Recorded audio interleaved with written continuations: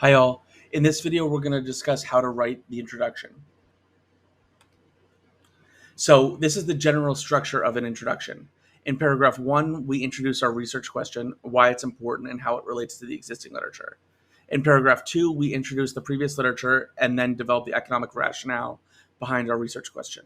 In paragraph 3, we explain how our paper is different from prior literature. In paragraph 4, we discuss our results. In paragraph 5, we briefly introduce the remaining sections of our paper. So let's get into it. First, paragraph 1. Paragraph 1, we introduce our research question, why it's important, and how it relates to the existing literature. So the first sentence introduces the existing literature. The middle sentence introduces the research question. The last few sentences discuss why the research question is important. So here you can see in the first sentence, we introduce prior literature, including that there's a positive association between unexpected earnings and market reactions.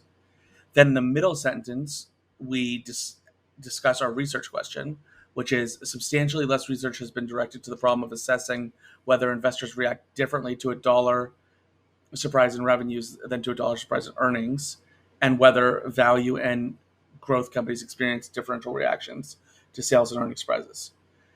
So that is, to what extent do investors react differently to a revenue surprise or a dollar of revenue surprise than a dollar earnings surprise?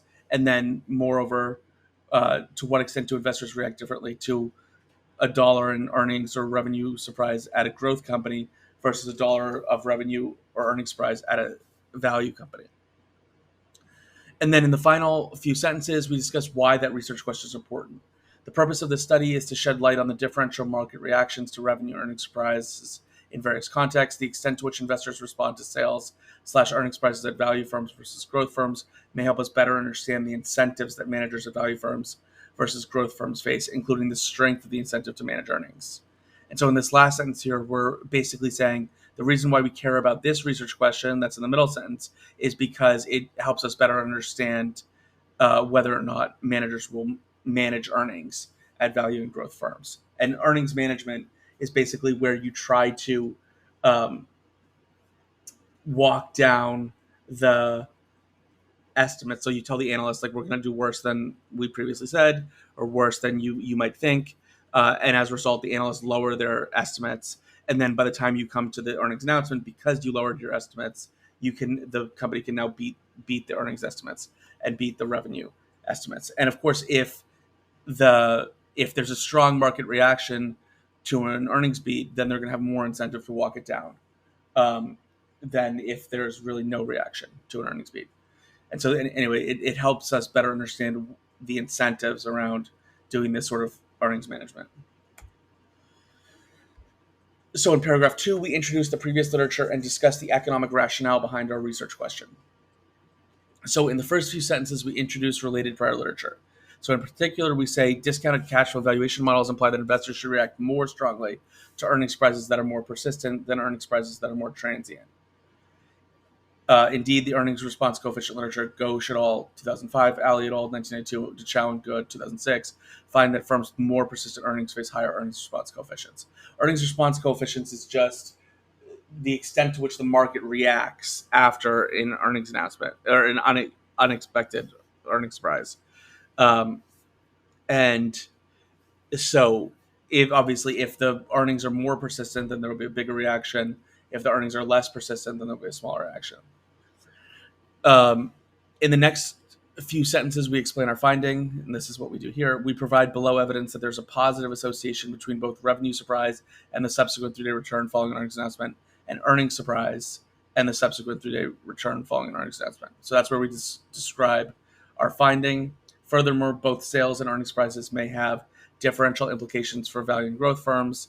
Investors may be more concerned with revenue growth for growth firms that are in the initial stage of their life cycle, and more indifferent between revenue surprises and earnings surprises for value firms, which are later stage of their life cycle.